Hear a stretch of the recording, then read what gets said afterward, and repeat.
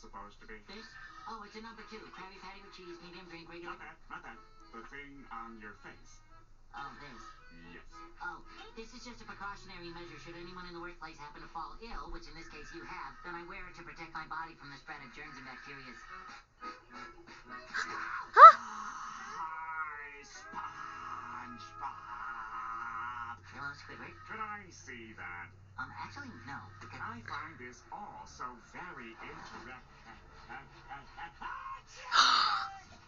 Ugh. Mr. Krabs! Neptune's knee-highs, lad. How many times do I have to remind you to knock?